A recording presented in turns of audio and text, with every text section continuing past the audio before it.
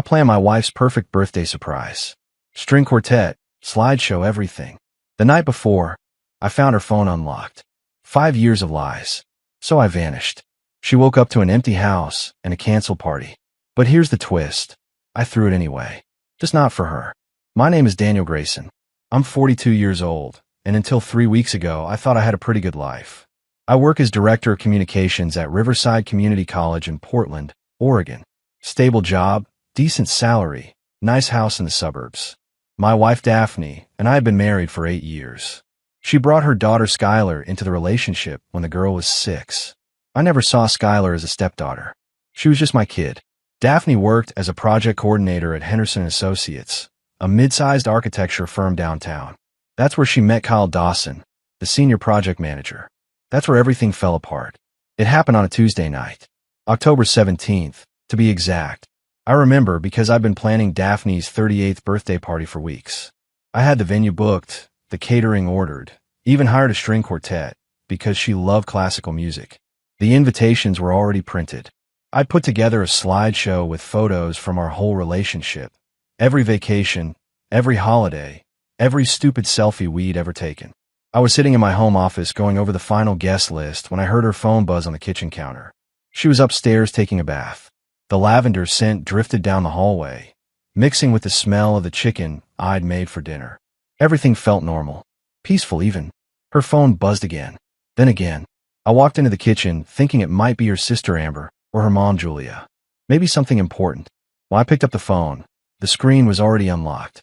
She must have forgotten to set it to auto-lock again. The messages were right there.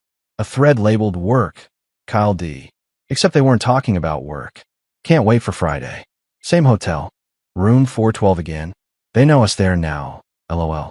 Bring that red thing you wore last time. And then, the one that made my blood run cold. 5 years, and he still doesn't suspect a thing. Sometimes I feel bad, but then I remember how boring he is. 5 years. I'd planned her the perfect surprise party. Now, she was about to get a very different kind of surprise. My hands didn't shake. My breathing stayed steady. I felt this weird calm settle over me, like ice forming on a lake. I scrolled up. Messages going back months. Hotel confirmations. Inside jokes. Photos I definitely wasn't supposed to see. Times and dates that matched up perfectly with her late nights at the office and client dinners. I forwarded the entire thread to my personal email. Every message, every photo, every piece of evidence. Then I went into her cloud storage and downloaded everything there too. Text messages, emails, calendar entries showing blocked off time for K meetings. 5 years of lies, all backed up to the cloud like some kind of digital confession. The bathtub upstairs was still running. I could hear Daphne humming something. Happy, relaxed, completely unaware that her entire world was about to collapse. I didn't confront her that night. Didn't say a word. Just closed everything, left her phone exactly where I'd found it, and walked back to my office. I pulled out a folder from my bottom desk drawer. Inside was the post-nuptial agreement we'd signed 3 years ago when we refinanced the house. She'd barely glanced at it before signing. Just a formality, she'd said. Section 6, Clause B, Infidelity Clause. If either party commits adultery with proof of intent and action, the offending party forfeits all claims to joint assets. I'd insisted on it. She laughed it off. Like I'd ever cheat on you, Dan. You worry too much. I placed the folder on her dresser, right next to her jewelry box where she'd see it first thing in the morning. Then I packed a bag, grabbed my laptop, and left. By 2 in the morning, I was driving north on I-5 with no particular destination in mind. Just distance. Just silence. Just the road unfolding in front of me and the crystal clear knowledge that Daniel Grayson, the trusting husband, the good stepdad, the boring guy who didn't suspect a thing, was gone. What she didn't know was that boring guys can be very, very thorough when they need to be. The highway was empty at that hour. Just me, the dotted white lines, and the hum of the engine. I drove until I hit the Washington border, then pulled into a rest stop somewhere near Longview. The parking lot was deserted except for a couple of long-haul trucks with their running lights on. I sat there in the dark and made a list. Not an emotional list. A practical one. First, secure the evidence. Already done. Everything was backed up to 3 different cloud accounts Kyle and Daphne couldn't access. Second, Financial protection. I pulled out my phone and logged into our joint accounts. We had about $48,000 in savings, another $22,000 in checking. I transferred half to my personal account, the one I'd opened years ago for emergency funds. Then I locked down my direct deposit, rerouted it to that same account. Third, legal groundwork. I've been smart about the post-nup, but I needed more. At 3 a.m, I sent an email to Richard Kowalski, a divorce attorney I'd met at a college fundraiser last year. Subject line: need consultation ASAP. Infidelity evidence in hand. Fourth, disappear cleanly. I had vacation days stacked up. 63 days, to be exact. I never took time off. Always saved it.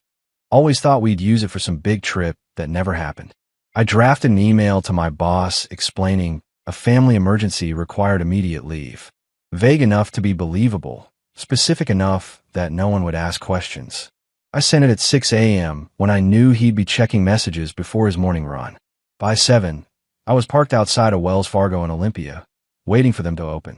When the manager arrived, I closed our joint credit cards, froze the home equity line, put alerts on everything with my name attached.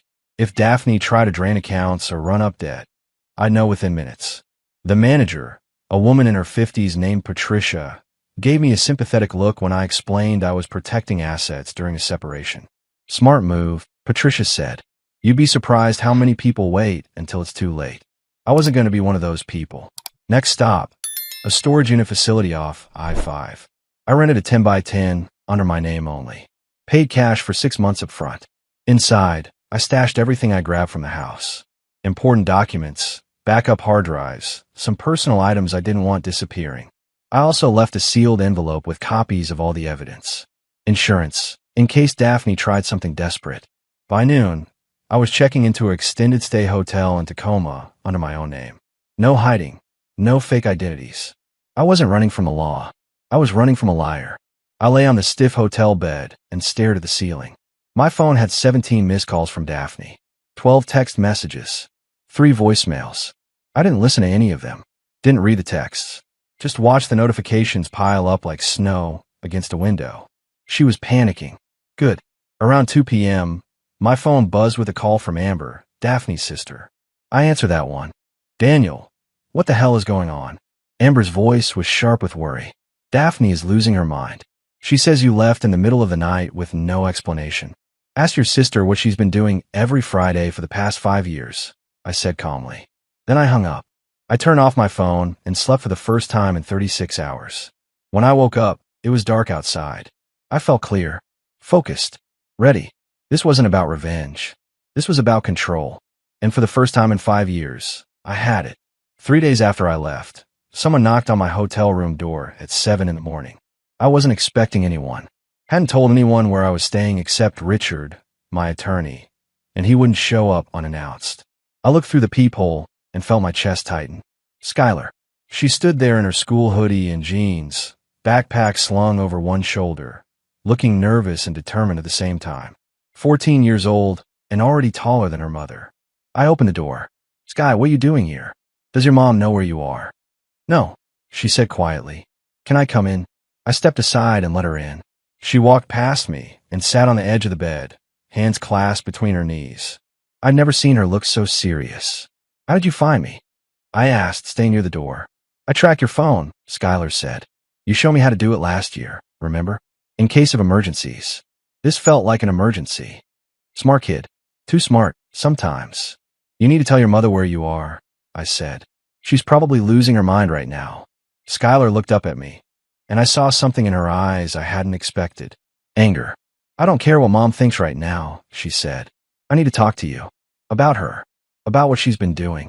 I went very still. What do you mean? Skylar pulled out her phone and started scrolling. Her hands were shaking slightly. I've known about Kyle for 6 months, she said. I saw them together. At first I thought maybe it was just work stuff, but then I saw them kissing in his car outside our house. Mom told him you were at some conference and wouldn't be back until late. 6 months. This kid had been carrying this secret for 6 months. Why didn't you tell me? I asked, keeping my voice gentle. Because I thought if I ignored it, it would go away, Skylar said, and her voice broke a little. I thought maybe it was just a phase or whatever. But it didn't stop. And then you left, And Mom is crying and calling everyone saying you abandoned us. And I can't let her do that. She held out her phone to me. On the screen was a photo she'd taken through a window. Daphne and Kyle in his Mercedes, clearly more than colleagues. The timestamp showed it was from 4 months ago. I have more, Skylar said. Photos, videos.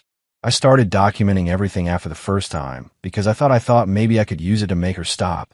To threaten to tell you if she didn't end it. Did you? I asked. Threaten her. Skylar shook her head. I was too scared. But I want to help you now. Whatever you're planning, whatever you need.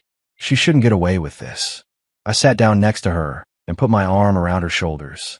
She leaned into me, and I felt her start to cry. You're not responsible for your mother's choices, I said quietly. And you shouldn't have had to deal with this alone. Are you leaving us? Skylar asked, her voice muffled against my shoulder. Leaving me? I'm leaving your mother, I said. I'm not leaving you. Never. She pulled back and looked at me. Promise. Promise. Skylar wiped her eyes and took a shaky breath. Then let me help. Please. I want her to know that I know. That I'm on your side. I thought about it for a long moment. This was a lot for a 14-year-old to handle. But she'd already been handling it for months, alone, carrying the weight of her mother's betrayal without anyone to help her. Okay, I said, but we do this carefully. And you don't put yourself in the middle of anything dangerous or ugly. Deal, Skylar said. She sent me all the files right there. Photos, videos, even screenshots of texts she'd seen on her mother's phone when Daphne left it lying around. The evidence was damning. More than I'd had before. Thank you, I said. This took courage. She hurt you, Skylar said simply. And she lied to both of us. That's not okay. No, it wasn't. By the end of the week, Daphne had figured out I wasn't coming back anytime soon. The panic calls turned into angry voicemails. Then threatening ones. Then, finally, desperate. I didn't respond to any of them. What I did do was meet with Richard Kowalski at his downtown office. He was a bulldog of a man, mid-50s, with a reputation for winning ugly divorces. His office walls were covered with framed degrees and photos of him, shaking hands with judges. You've got her dead to rights, Richard said, reviewing the evidence I'd brought. The post-nup is solid. The proof is overwhelming. She won't get a dime. What about Skylar? I asked.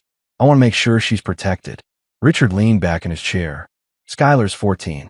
In Oregon, a judge will take her preference into account for custody decisions. If she wants to live with you, and you can demonstrate a stable environment, you'll likely get primary custody. Daphne will fight it. Let her fight, Richard said. You have documented evidence that her mother has been conducting an affair for 5 years, that she's been lying, manipulating, exposing her daughter to inappropriate situations. Any judge worth their salt will see you as the stable parent. I nodded slowly. I want a restraining order too, just in case. Smart. We'll file everything next week. Divorce petition, custody motion, asset freeze, the works. I left his office feeling something I hadn't felt in days. Control. That afternoon, I got a call from an unknown number. I almost didn't answer, but something made me pick up. Daniel, it's Amber. Daphne's sister. We'd always gotten along well. She was older than Daphne by 3 years, more grounded, less interested in appearances. Amber, I said carefully. What can I do for you? I need to talk to you, Amber said. In person. Please. Just give me 30 minutes. We met at a coffee shop in Beaverton, neutral territory. Amber was already there when I arrived, sitting at a corner table with 2 cups of coffee in front of her. She stood when she saw me and gave me a hug that surprised me. I'm so sorry, she said quietly. We sat down. Amber looked tired, older than her 41 years. Daphne told me everything, Amber said. Not willingly. I forced it out of her after you called me. About Kyle, about the affair, about how long it's been going on. And I asked. And I'm disgusted, Amber said flatly. I told her she's an idiot, and she deserves everything that's coming to her. I blinked. That wasn't what I'd expected. I love my sister, Amber continued. But I won't defend what she did. You've been nothing but good to her and to Skylar. You didn't deserve this. Does she know you're meeting with me? I asked. No. And I don't care. Amber took a sip of her coffee. I'm here to tell you that if you need someone to testify about her character, about the kind of mother she's been, I'll do it. You testify against your own sister? I'd testify for the truth, Amber said. And for Skylar. That girl deserves better than watching her mother destroy a good man. I studied Amber's face. She meant it. Thank you, I said. That means more than you know. There's something else, Amber said. Mom knows too. Julia. She's furious. She wants to talk to you, but she's afraid you won't take her call. Julia had always been kind to me. Traditional, a bit old-fashioned, but fair. I'll talk to her, I said. Amber smiled sadly. You're handling this with more grace than most men would. I'm not interested in being bitter, I said. I'm interested in being free. The divorce papers hit Daphne like a freight train. Richard filed everything on a Tuesday morning. By noon, a process server had delivered the documents to her at work. She called me 17 times in the next 2 hours. I didn't answer once. What I did do was send her a single text message. Everything you need to know is in the legal filing. Your attorney can explain it to you. Then I blocked her number. That evening, I got a call from Julia. I promised Amber I'd talk to her mother, so I picked up. Daniel, Julia said, her voice heavy. I just spoke with Daphne. She's hysterical. Says you're taking everything, that you won't even talk to her. Did she tell you why? I asked. There was a pause. She said there was a misunderstanding about a work colleague. I almost laughed. A misunderstanding. 5 years of hotel rooms and lies. And she was calling it a misunderstanding. Julia, I'm going to send you something, I said. And after you see it, if you still think I'm being unreasonable, we can talk. I forwarded her a selection of the evidence. Not the explicit photos, just the text messages. The hotel confirmations. The calendar entries showing K meetings scheduled during times Daphne had told me she was visiting Julia or running errands. 10 minutes later, Julia called back. When she spoke, her voice was thick with tears. I'm so sorry, she said. I had no idea. 5 years. 5 years, I confirmed. And Skylar knows? Skylar figured it out on her own 6 months ago. She's been carrying that weight by herself because she was scared to tell anyone. Julia made it sound like someone had punched her in the stomach. That poor child. And you've been so patient with all of us. With Daphne's drama. With her career changes. With everything. I tried, I said quietly. But I can't do it anymore.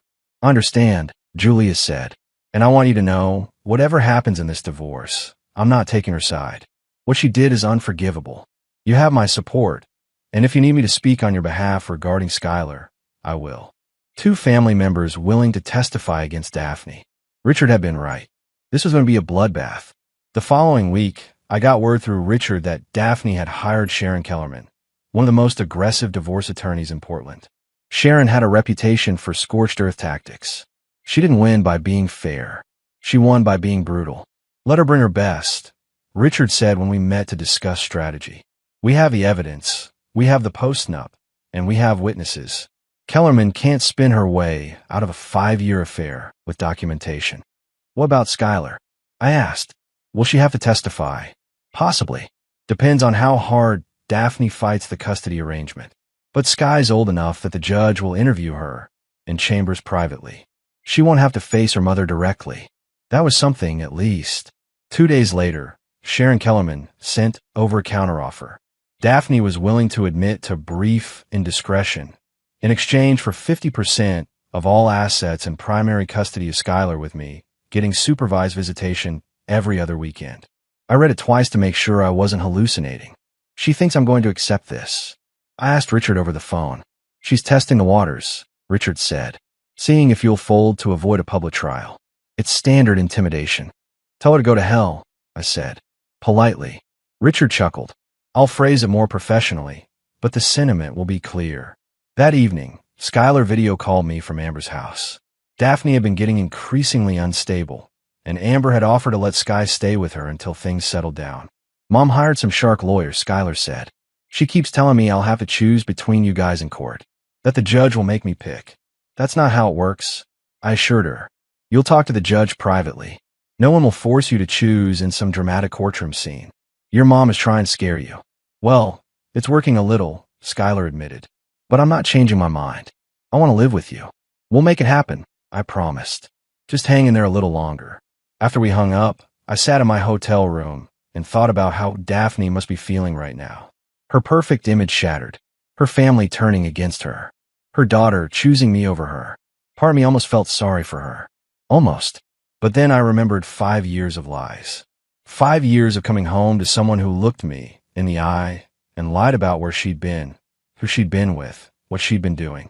The sympathy evaporated. She'd made her choices. Now she could live with the consequences. 3 weeks into the divorce proceedings, I did something Daphne never saw coming.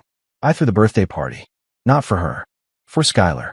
Daphne's birthday had come and gone 2 weeks earlier without celebration. She'd spent it holed up in the house, probably crying and calling lawyers. But I'd already paid deposits for the venue, the caterer, the string quartet. The party planner had been sympathetic when I explained the situation and offered to reschedule everything. We could do a celebration for your stepdaughter instead, she'd suggested. Same vendors, different guest of honor. Skylar's 15th birthday was coming up in November. Perfect timing. I sent out invitations to everyone who mattered. Skylar's friends from school, Amber and Julia, a few of my colleagues from the college who'd gotten to know Sky over the years.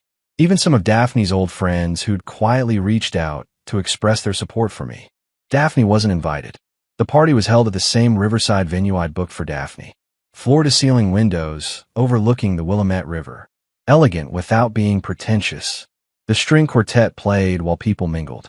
The catering was perfect, upscale finger foods, and a chocolate fountain that the teenagers swarmed. Skylar wore a blue dress that Julia had bought for her. She looked older than 15, poised and confident, surrounded by people who genuinely cared about her. I'd even kept the slideshow, but instead of photos of Daphne, I'd filled it with pictures of Skylar. Her first day of school, when I'd met her at age 6. Halloween costumes over the years. Science fair projects. The trip we'd taken to the coast where she'd found a sand dollar and insisted on bringing it home. Birthday after birthday, with me in most of the photos, grinning like an idiot because I'd been so proud of this kid who wasn't even mine by blood. When a slideshow played, Skylar started crying. Happy tears this time. You kept all of these? She asked me, wiping her eyes. Of course I did, I said. You're my daughter. That doesn't change just because your mother and I are getting divorced. Amber came over and hugged both of us. This is what family looks like, she said quietly. Not the mess Daphne created. This. Julia gave a short speech about how proud she was of Skylar for handling everything with such maturity. She didn't mention Daphne by name, but everyone knew what she meant. Later, one of Skylar's friends pulled me aside. A girl named Emma who'd been Sky's best friend since 6th grade. Mr. Grayson, I just wanted to say thank you, Emma said. Sky told me everything that's been going on. My parents are divorced too, and my dad just kind of disappeared. But you're still here. That means everything. I didn't trust myself to speak, so I just nodded. The party was winding down when my phone buzzed. A text from an unknown number. I almost ignored it, but curiosity got the better of me. It was Daphne. She'd gotten a new number after I blocked her old one. The message was short. I saw the photos on Amber's Facebook. You threw my party for Skylar. I typed back. I threw a party for someone who deserves to be celebrated. Happy birthday, Sky. 3 dots appeared, indicating she was typing. Then they disappeared, then appeared again. Finally, a message came through. You're the worst. I smiled and deleted the message. The worst for keeping my promises. A bastard who showed up for the people who mattered. A bastard who knew the difference between loyalty and doormat. I could live with that. The party ended just after 9. Skylar hugged me tight before leaving with Amber. This was the best birthday ever, she said. Thank you for not giving up on me. Never, I promised. Not in a million years. As I watched them drive away, I felt something I hadn't felt in weeks. Peace. Not happiness exactly, but a quiet certainty that I was on the right path. Daphne had thrown away everything for 5 years of hotel rooms with Kyle. And in doing so, she'd lost the 2 people who'd loved her most. Her daughter, and the man who would have moved mountains for her if she'd just been honest. Now all she had was regret and a lawyer who charged $400 an hour. 6 weeks into the divorce, I got an unexpected email. It was from a woman named Rachel Torres who hosted a podcast called Second Chances that focused on life transitions and personal growth. She'd heard about my situation through a mutual acquaintance at the college. I'd love to talk to you about navigating divorce with dignity, her email read. Not as a revenge story, but as a conversation about choosing your own path when life falls apart. No names, completely anonymous if you prefer. I thought about it for 2 days before responding. Part of me wanted to stay invisible, handle everything privately. But another part The part that had been silent for 5 years while Daphne built her lies, wanted to speak. I agreed to the interview under one condition: no real names, no identifying details. Just a story about choosing self-respect over bitterness. We recorded it in Rachel's home studio in Northeast Portland. She was in her 40s, warm and professional, with the kind of voice that made you want to tell the truth. "So you discovered your wife had been unfaithful for 5 years," Rachel said, about 15 minutes into the conversation. "What was your first reaction?" "Calm," I said, which surprised me. I thought I'd be angry or devastated, but what I felt was clarity, like someone had turned on a light in a room I'd been stumbling around in for years. "And you left that night?" "I did, because I knew if I stayed, if I gave her the chance to explain or apologize, I might fall back into the pattern. I might convince myself it wasn't that bad, that we could work through it. But 5 years isn't a mistake. It's a choice, and I needed to make my own choice." Rachel leaned forward. "You planned a surprise birthday party for her. What happened to that?" I smiled. "I threw it for her daughter instead. My stepdaughter. She'd been caught in the middle of everything, and I wanted her to know that some people keep their promises." "That's remarkable," Rachel said quietly. "Most people in your situation would have canceled everything, walked away completely." "I did walk away from my wife," I said, "but I didn't walk away from being the kind of man I want to be. There's a difference." The interview lasted 90 minutes. We talked about recognizing your worth, about the difference between forgiveness and doormat behavior, about rebuilding life on your own terms. Rachel's final question caught me off guard. "What would you say to your wife if she was listening right now?" she asked. I was quiet for a long moment. "I'd say that I hope she finds whatever she was looking for in those hotel rooms. Because what she lost was a man who would have moved mountains for her if she'd just been honest. That's not something you find twice." The podcast went live 2 weeks later. Rachel titled it "The Quiet Exit: When Walking Away is the Bravest Thing You Can Do." Within 3 days, it had 50,000 downloads. By the end of the week, it hit 200,000. People were sharing clips on social media, quoting the line about not burning the house down, just stopping payment on the mortgage. I started getting messages. Men who'd been through similar situations, thanking me for putting words to what they'd felt. Women who said it helped them understand why their partners had left. Even a few therapists asking permission to share it with clients. The attention was overwhelming and uncomfortable, but it also felt like breathing after holding your breath for too long. 3 days after the podcast hit viral status, I got a text from Amber. "Daphne heard it. She knows it's you. She's not handling it well." I didn't respond. What was there to say? That evening, Skylar called me. She was laughing. "Everyone at school is talking about this podcast," she said. "They don't know it's about Mom, but I do. And Daniel, it's perfect. You told our story without being mean, without being bitter. You just told the truth. How are you doing with all of this?" I asked. "Better than Mom," Skylar said. She called Aunt Amber crying, saying you humiliated her publicly. But Amber told her that you never used her name, never said anything cruel. You just told your side.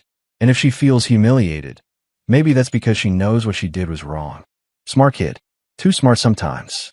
"I'm proud of you," I said, "for handling all of this with grace." "I learned from the best," Skylar replied.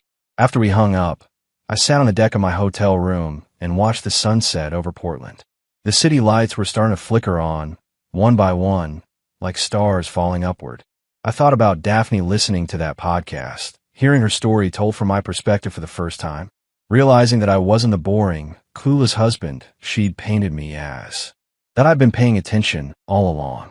I hoped to hurt, not because I wanted revenge, but because pain is how we learn. And Daphne had a lot to learn. 8 weeks after filing for divorce, I made a decision. I needed a permanent place. Somewhere that wasn't a hotel room, wasn't temporary, wasn't waiting for my old life to magically fix itself. I found it on a Saturday afternoon while driving through the Cascade foothills east of Portland. A for sale sign at the end of a gravel road that wound up through Douglas fir and cedar. The property was 15 acres with a small cabin, a workshop, and a view that stretched all the way to Mount Hood on clear days. The cabin was rough. 60 years old, needed work but solid bones. Wood stove, well water, solar panels that barely functioned. The kind of place you could disappear into and come out different on the other side. The realtor was a guy named Frank, probably in his 70s, who'd lived in the area his whole life. Previous owner was a woodworker, Frank said, showing me the workshop behind the cabin. Built custom furniture. Died last year. Kids don't want the property. They're motivated sellers. I walked through the workshop. Tools hung on pegboards, organized and cared for. A workbench that had seen decades of use. Sawdust still on the floor, like the owner had just stepped out for lunch. I'll take it, I said. Frank blinked. Don't you want to see the rest? Check the foundation. Get an inspection. I'll get an inspection for the paperwork, I said. But I'm buying it. Cash offer. Close in 2 weeks. The look on Frank's face was worth it. I used money from my personal account, the one Daphne had never had access to. The same account I'd been quietly building for years, putting away bonuses and extra income. Insurance for a rainy day. Turned out it was pouring. 2 weeks later, I had the keys. I drove up with Skylar on a Sunday morning. She'd been staying with Amber during the week and spending weekends with me. The custody hearing was still a month away, but Daphne had stopped fighting it. Her lawyer had advised her that fighting for custody while unemployed and under investigation for expense fraud wasn't a winning strategy. Khaled fired her. Quietly, without drama, but firmly. He couldn't be seen keeping his mistress on staff while going through his own messy divorce. So Daphne was job hunting while trying to avoid criminal charges and fighting a divorce she couldn't win. Meanwhile, I had a cabin in the woods. This is amazing, Skylar said, walking through the main room. It's like a fairy tale cottage. The good kind, not the creepy witch kind. I laughed. It needs work. A lot of work. Can I help? She asked. Like, actually help? Learn how to fix things. Absolutely, I said. In fact, I'm going to teach you woodworking. The previous owner left all his tools. Seems wrong to let them go to waste. We spent that first day cleaning, organizing, making lists of repairs. Skylar attacked it with the enthusiasm of someone who'd been cooped up in dysfunction for too long and finally had permission to build something real. That evening, we sat on the porch and watched the sunset paint Mount Hood in shades of pink and gold. Skylar leaned against my shoulder. I like this version of life better, she said quietly. It's simpler. Honest. Me too, I admitted. Do you think Mom will ever understand what she lost? Skylar asked. I thought about it. Maybe. Someday. When she stops being angry and starts being honest with herself. And if she doesn't, then that's her choice to live with, I said. Not ours. The next week, I started teaching Saturday woodworking classes. Posted a flyer at the local community center. Nothing fancy. Just basic woodworking for beginners. Saturdays 10 to 2.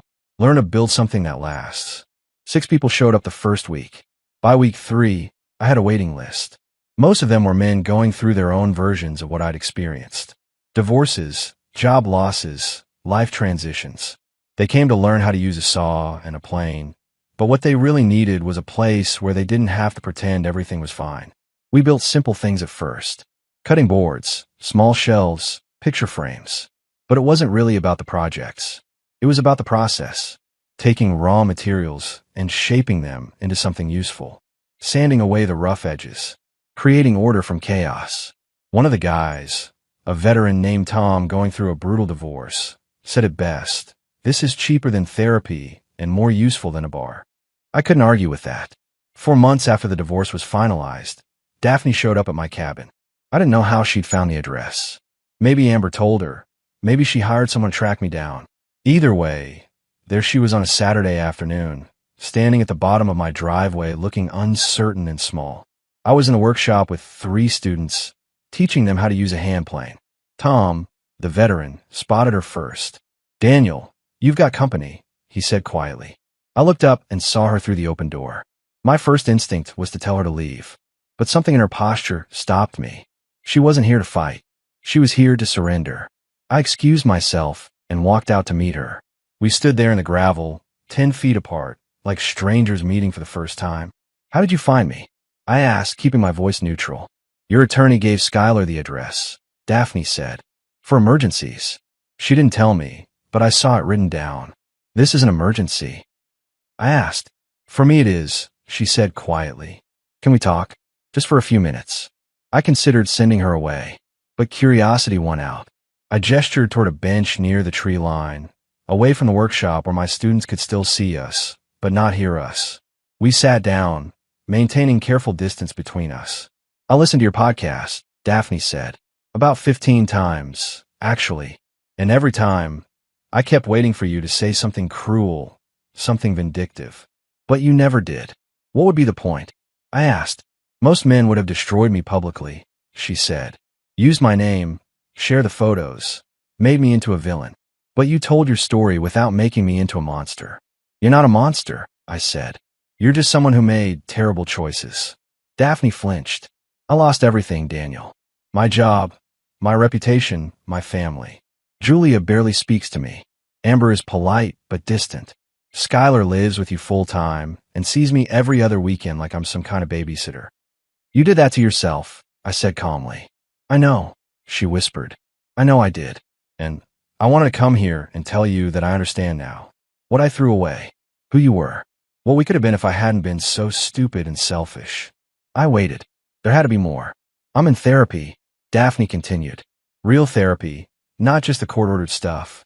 My therapist thinks I have some kind of validation addiction, that I need constant attention and affirmation from new people because I don't believe I'm worth anything on my own." "That's probably accurate," I said. She looked at me with surprise. "You knew." "I suspected," I said. "The way you needed everyone to like you, to admire you. The way you curated your life for Instagram instead of living it. But I thought if I loved you enough, you'd feel secure." "I was wrong." "You weren't wrong," Daphne said. "I was just too broken to see what you were offering." We sat in silence for a moment. Birds called from the trees. In the workshop, I could hear Tom laughing at something one of the other students said. "Why are you really here?" I asked. Daphne took a shaky breath. "I wanted to ask if there's any chance, any possibility, that someday you might forgive me. Not take me back. I know that's over. But just forgive me so I can stop hating myself." I looked at her. Really looked at her. She'd lost weight. Her hair was shorter, less styled. She wore jeans and a plain sweater instead of her usual designer clothes. She looked more real than I'd ever seen her. "I forgave you months ago," I said quietly. "Not because you deserved it, but because carrying anger was exhausting. But forgiveness doesn't mean reconciliation. It just means I'm not letting what you did poison the rest of my life."